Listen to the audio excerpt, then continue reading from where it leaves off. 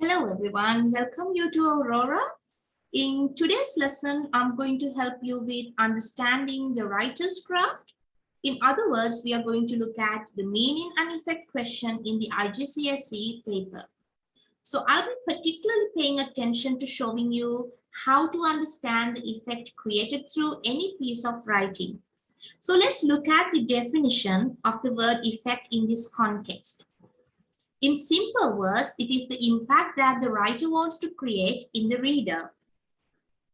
So in order to understand this, our focus should be on identifying the features of language that the writer is using and also evaluating why the writer is using such words or expressions, and we should be able to comment on the skill of the writer. So let me explain.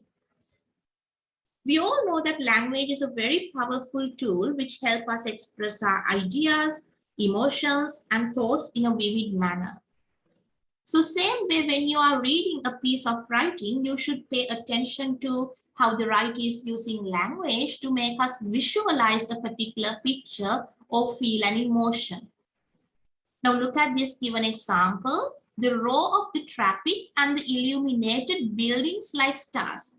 Now this is not a complete sentence, but you will see that I have highlighted some parts in red color. Try to think about why the writer is using the word row and also why the writer is trying to compare the buildings to stars. So if you read this entire paragraph from which I have taken this part, you will notice that the writer says that the vehicles were roaring because they made a prolonged noise. So that is the effect that it is creating. The fact that the row of the traffic is actually creating a prolonged noise as they were moving on in the traffic. So illuminated buildings like stars. The writer says that the buildings were like stars because they were bright and even people used them to work out their whereabouts. So you understand that the effect is more than identifying the meaning. So what should you look at in actually evaluating the effect or the writer's craft in a sentence or a paragraph? Well, you need to look at the figure of speech. Say, for example, you can think about similes, metaphors, personifications, alliterations. So there are various figures of speech, including even idioms. And also you need to look at the choice of words. There can be very powerful adjectives, powerful verbs, which will help you understand what the writer is trying to emphasize. And also punctuation. For example, an exclamation mark in a sentence could really mean the writer's excitement or the speaker's astonishment. And also look at the sentence length when you read a paragraph or even a passage. Sometimes the shortest sentence in the paragraph could create the largest impact in the story.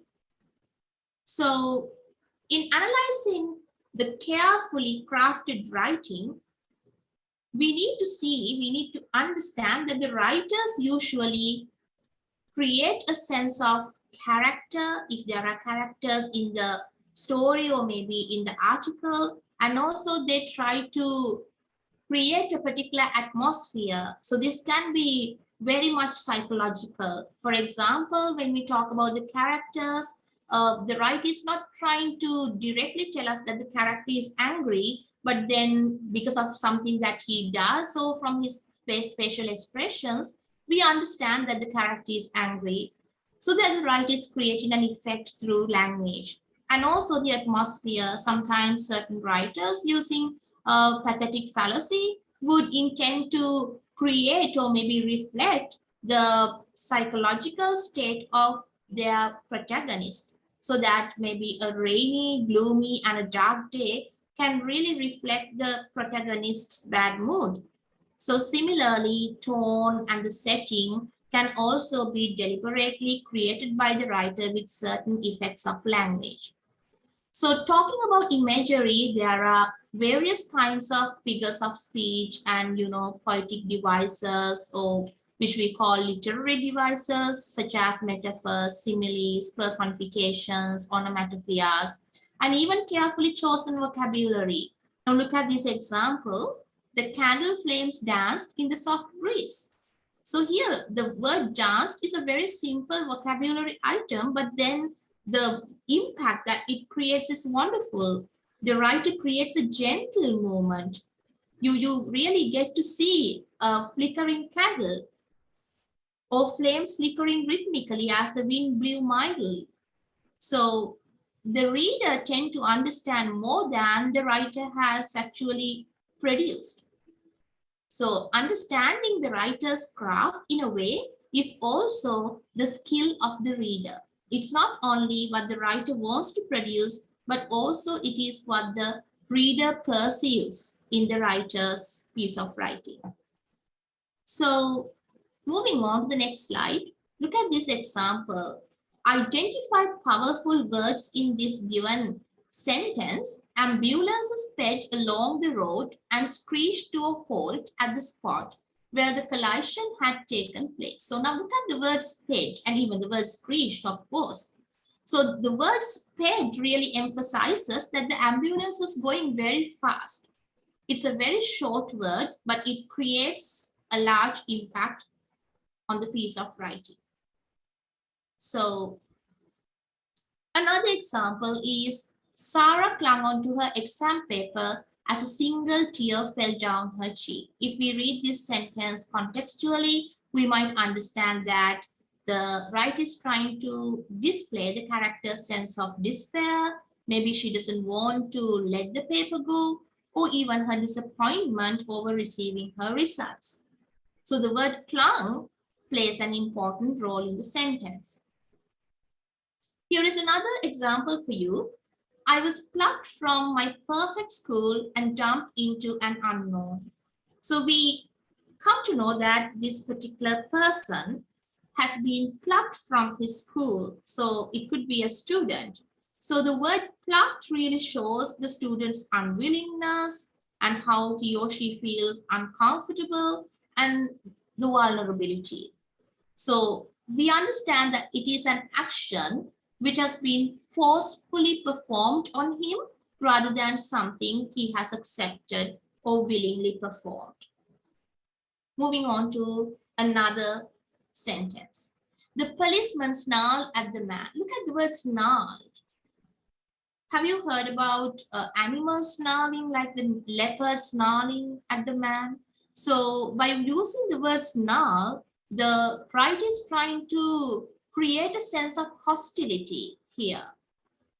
We understand that the policeman is very unwelcoming towards the man, or even it evokes his animalistic qualities. So snarled here is a very powerful verb.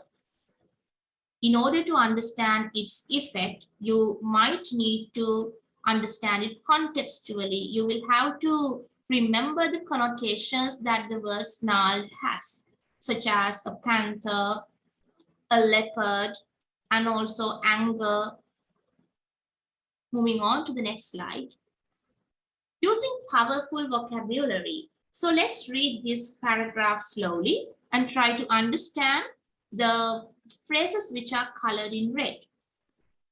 It sounded distinctly possible that we had come across a considerably larger crop than I had seen in the pen. Hearing Jack point it out in such a casual manner made my blood run cold. The nightmarish scene was not difficult to imagine.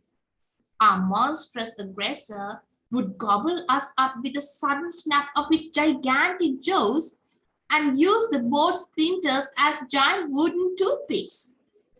I asked myself what I was doing on this harebrained expedition and failed to come up with a rational explanation. So obviously when you read this paragraph, few things are clear. The protagonist Nick. Nick's fears are exaggerated. And especially when it says that there is an imagination going on in his mind, that he believes that there is a possibility that this gigantic crocodile would even use the board splinters as giant wooden toothpicks. So his vulnerability is indicated in one hand, and also that his fears are extreme and childish. So if we analyze the language used here one by one, look at the nightmarish scene as a phrase. If we isolate this, a nightmarish scene can be a bad dream, but in this context, it shows how unreal it is, and also there are connotations of a child's night terrors, suggesting a state of panic. So we understand that Nick is in a panic situation and there is inaction. So the writer stresses his sudden fear and regret at the situation he is in. Look at the next one, monstrous aggressor. So this is actually a reference to the crocodile. The crocodile is seen as so huge, but it's an unspecified creature of imagination, like a mythical beast. It's a very terrifying enemy. It's like it's out to get them with intent. But it's very clear that the writer is exaggerating, or maybe the writer is emphasizing the exaggerated fear of Nick. Giant wooden toothpicks. So this is an image actually. The writer is using a simile. The board being splintered into sharp pieces of broken wood to clean crocodile's teeth. So this is in a way very comic and also to a certain extent scary. So it stresses their vulnerability against such a challenging opponent, which is the crocodile, and which would make the board seem tiny in comparison to crocodile. So there are many effects that are actually created by these three features of language. One is a simile, and the next one consists of nightmarish scene, consists of a very powerful adjective, which is the nightmarish, and even monstrous, another adjective, aggressor, a noun. So that's why I said in one of the previous slides, powerful vocabulary can create powerful effects in any piece of writing. Moving on to the next slide. So here are a few steps to deal with the meaning and effect question. Think about the writer's effect in terms of how you can identify the writer is trying to achieve. What is the writer trying to achieve? This should be the first question you need to ask yourself. What is this writer intending to achieve? And then you will have to use a suitable transitional phrase when you begin your answer. You may start with the writer begins by, and then you can embed your first quotation. The writer begins by, and then goes the quotation. After that, you can use the zooming technique to explore the effect that a particular word in the quotation is creating. For example, if you quote nightmarish scene, maybe you can zoom in nightmarish and talk about how it works as a very, a particular word that creates a panic and, stresses his sudden fear. And then look at the next point.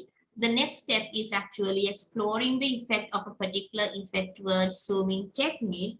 We already talked about that. Use a suitable analytical phrase. Example, this seems to suggest that. So now you have already said that the writer begins by, and you have embedded a quotation, and you have used the zooming technique. Now you're going to analyze what suggestion it brings, or else what the writer is intending to achieve through using this kind of a language. Okay, so this is all for today. I hope that this would guide you to a certain extent in understanding how you need to deal with the meaning and effect question. But surely I will be bringing more videos on how to deal with the meaning and effect question. We might be able to do some past paper questions as well. So you will get a very clear understanding on what kind of an answer you need to write. So I'll see you in another video. Have a good day. Take care. Bye-bye.